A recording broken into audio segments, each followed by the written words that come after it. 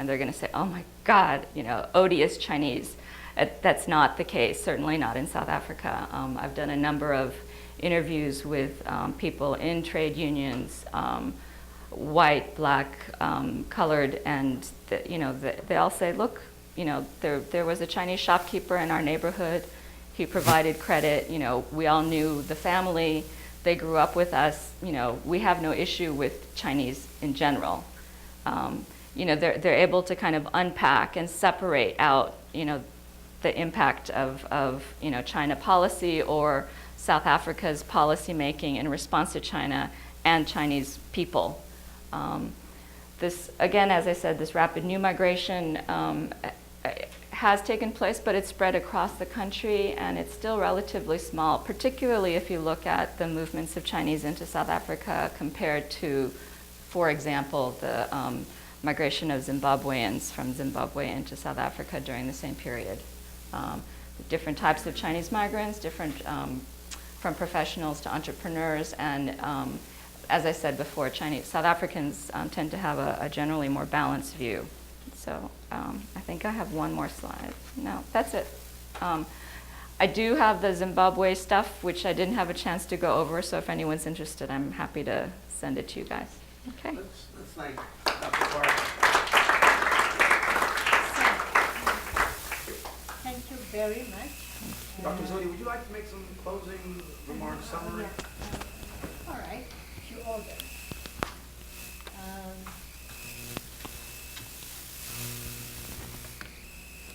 This one? Yes.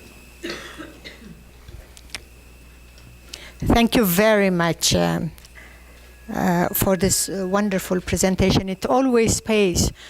We at Howard always say evidence-based argument. So it's not enough just to go on common sense, but rather to go to the field, find out exactly the way things are, and then, extract what the implication and meaning of all of this is, which I think you did a good job of. I think China-Africa relations are there to stay. The question is, in what way and for what end? That remains a debatable issue, as you know, and that can't be answered through one or two or three studies, but because it is a very holistic issue.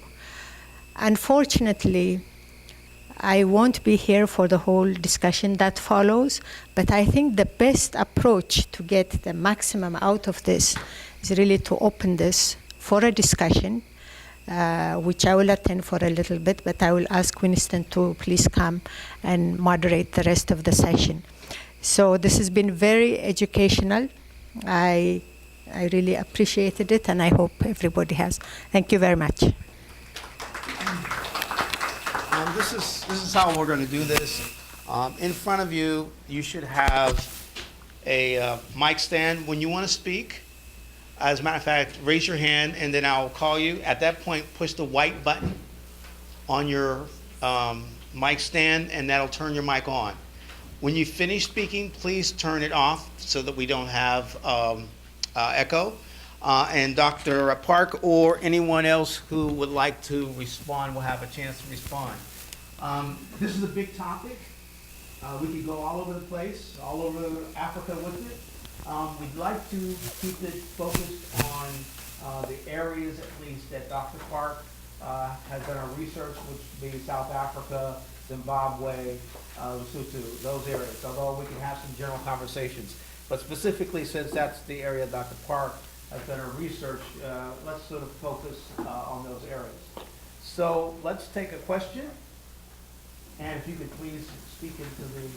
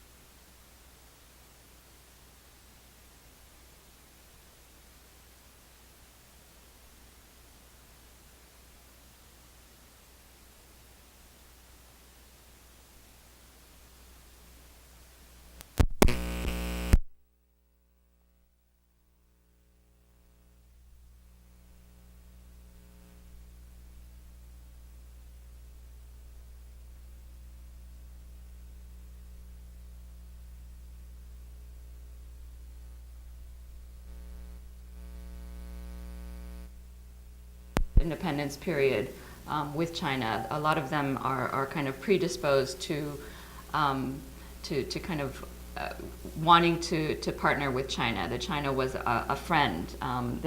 I also did some research in Namibia a couple years ago, and the SWAPO leaders were particularly articulate about this. They said that China is an all-weather friend, that China supported SWAPO during their struggle for independence, and they were their friend. So, SWAPO, a lot of this also has to do with Cold War politics, and some of the African countries were definitely much more closely aligned to Russia than with China, but certainly those countries that had those strong China linkages have a predisposition to want to kind of have good relations in general.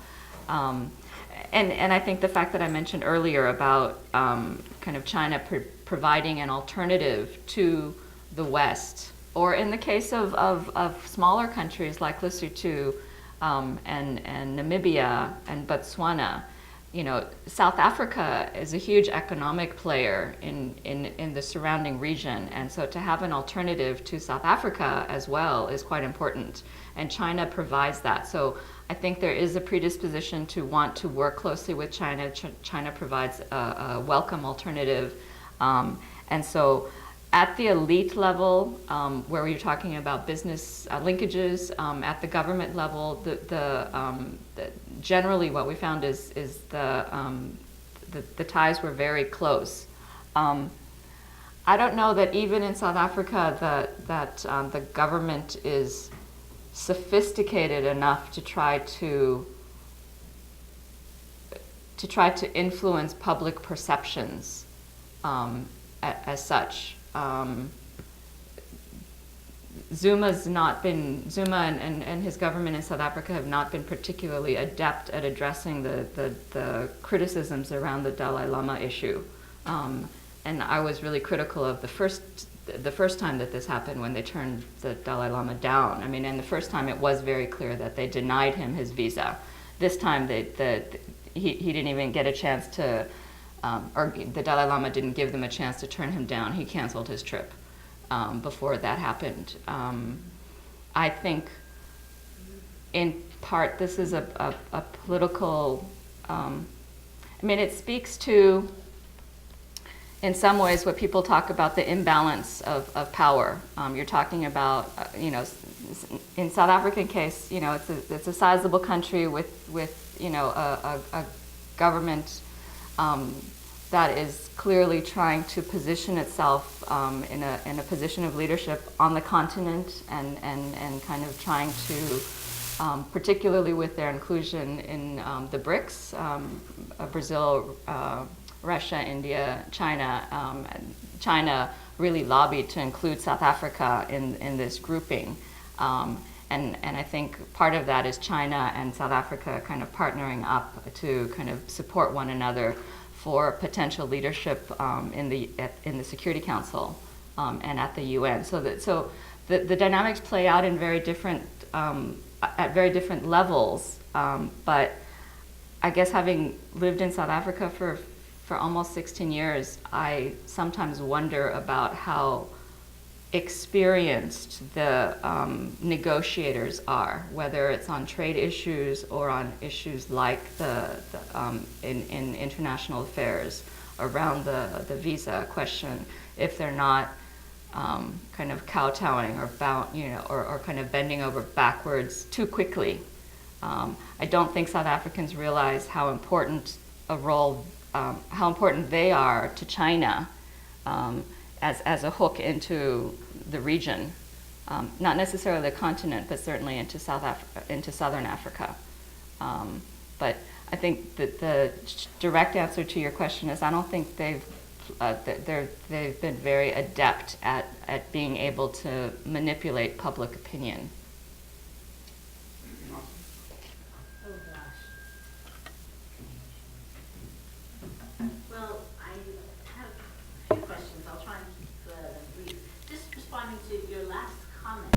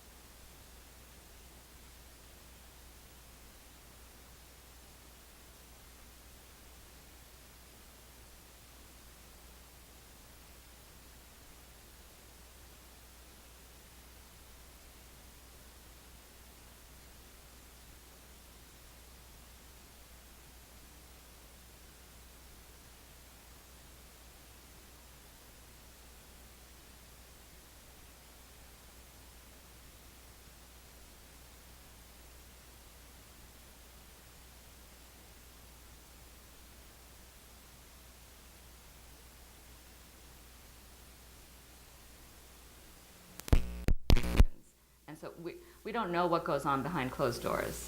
And it's quite possible that they said, don't you dare, otherwise we're not going to do X, Y, and Z, right? It's possible. But in public, both the South African government and the Chinese ambassador stated quite clearly that there was no direct pressure put on them, that the Chinese never told the South Africans that you cannot allow the Dalai Lama into this country.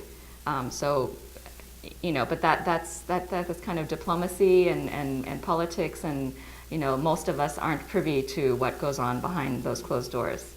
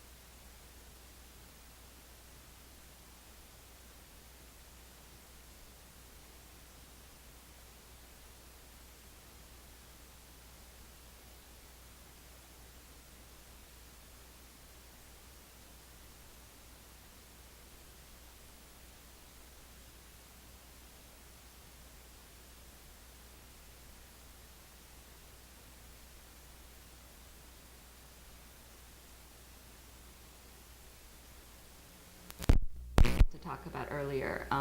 What I was going to say about Zimbabwe is interesting because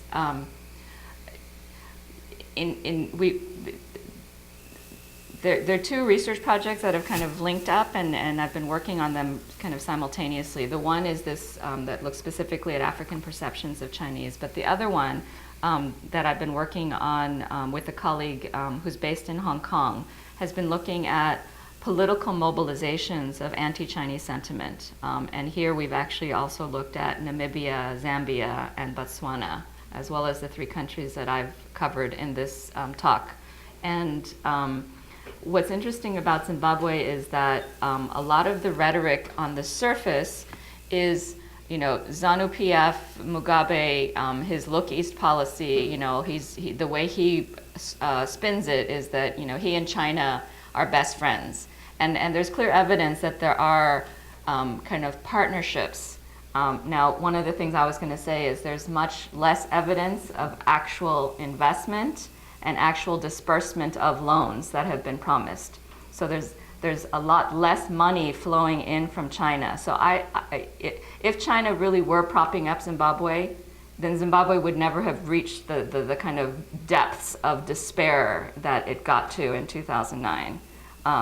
So it didn't actually do as much as everyone, as Mugabe and all of the ZANU papers said it did.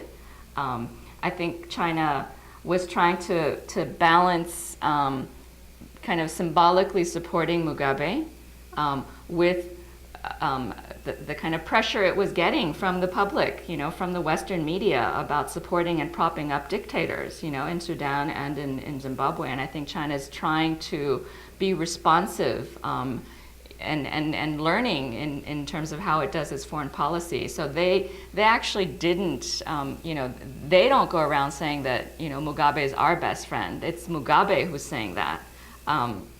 so so there was very little evidence of major Chinese investments because, quite frankly, between 2006 and 2009, Zimbabwe is not a place that anyone in their right mind would have invested anything, right? You're just going to lose your money. The hyperinflation was crazy.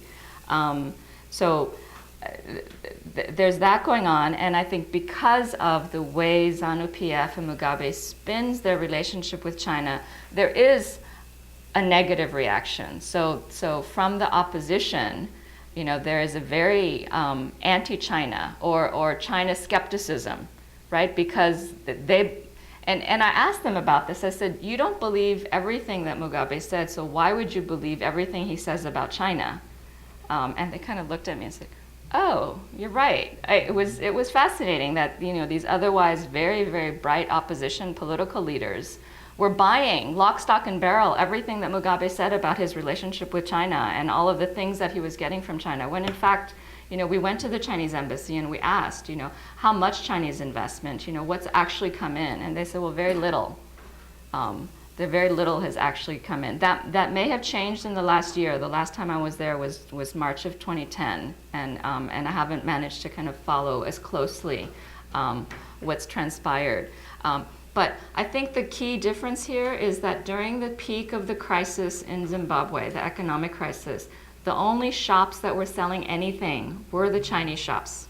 So on a very practical level, the Chinese goods and the Chinese shops actually helped Zimbabweans survive, with basic things like, and these were all copy products, either brought in very cheaply from China or manufactured locally by Chinese kind of small industry.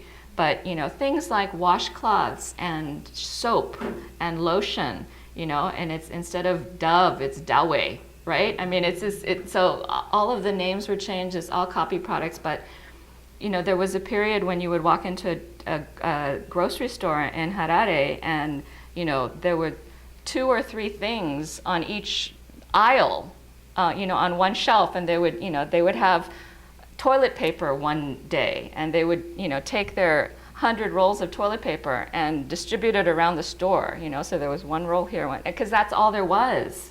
It got really, really desperate. And somehow the Chinese managed to kind of get their products in. At one point when we were following the kind of media coverage of kind of reactions to Chinese, both in terms of the press but also blogs, there was a lot of complaining about Chinese goods in the early 2000s. And then as you got into the later 2000s, all of that disappeared. And when we interviewed people last year, they said, we appreciated the fact that they were able to get things in. And they were the only ones, people were saying, I could not have sent my child to school because I couldn't provide her with basic, toiletries. I wouldn't have been able to had it not been for those Chinese shops. So I think there's a very kind of practical reason that the Zimbabweans actually grew to appreciate. And the other thing is that there's a strip of Chinese shops in Harare, and we walked down there a couple times and never saw a single Chinese person. And it's interesting because the way the Chinese operate their businesses in Harare was very different from in Lesotho. In Zimbabwe, they hired locals. They hired local managers. They hired local shopkeepers. They came in and opened, and they went back in at closing. So they weren't in your face constantly, which is one of the reasons why there was a lot less face-to-face contact. There was an understanding that this is a China shop, but there was very little kind of face-to-face engagement. And so I think people's kind of sense of Chinese is a little vaguer. Now, I just, having said that, I also just pulled up an article written in the Atlantic about Chinese labor policies in Zimbabwe and Chinese restaurant owners and factories and Zimbabweans in general. And one of the labor unions was complaining about the horrific kind of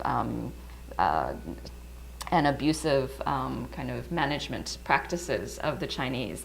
Now, this might be something that's new, that's developed in the last year, I'm not sure. So it requires a little bit more research. But I guess when I read an article like that, I think, did he even go and talk to anybody? I mean, he's taking a quote from a trade union leader that he took from a local newspaper, which might have some political leaning one way or another. I mean, I've become very skeptical about anything I read about China, Africa in the news, because now that I've done the research, I realize that it's a lot more complex, it's a lot more nuanced, and it's a lot more differentiated depending on where you go, when you go. You know, from one year to the next, things change, and the situation's incredibly fluid. So. Dr. Sophia? My comment has to do with the military aspect. 2 weeks ago, China brought a lot of equipment.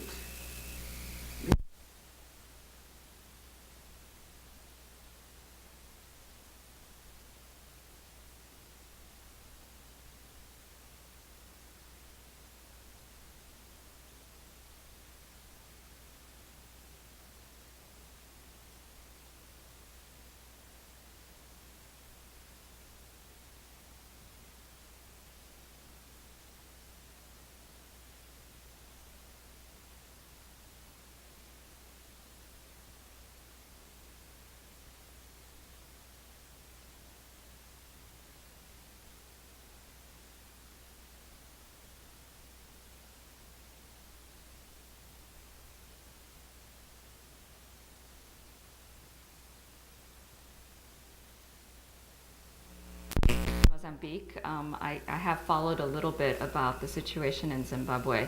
I did ask, and again, we didn't have access to kind of the military wing of the ZANU-PF, so I didn't get a chance to interview them directly, and I don't know that they would have told me anyway how many guns or tanks that they actually got from the Chinese. I did hear actually from one of the opposition leaders that the only big piece of Chinese equipment that they got was a helicopter, and the helicopter, after a couple flights, stopped working. So again, you know, there might be promises of military equipment coming in, you know, that didn't come to fruition. It's quite possible that there were shipments that were made to Mozambique. I don't know what the use would be for. But I guess on the bigger question or comment that you had, if I understood you correctly, I would agree. You know, on the face of it, China has a policy of non-interference. But if a country has, by choosing to support the government in power in a country that is at odds, you know, where there's a strong opposition, the Chinese are intervening. You know, they are making a choice. You know, you're choosing to support one side versus another where there's a strong opposition. So I don't know how long China is going to be able to maintain that particular stance in several of the countries where it's very clear that there are strong oppositions and where the public, you know, or large parts of the public are clearly on the side of the opposition and not the current leadership. So. Yeah.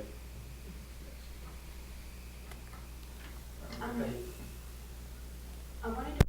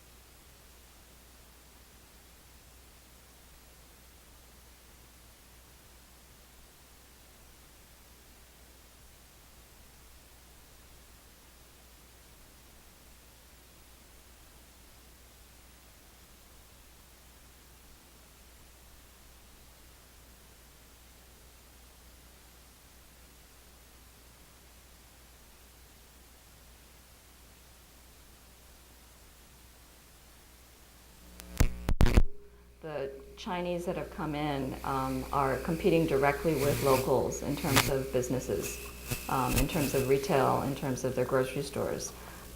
In South Africa, they haven't really done that. And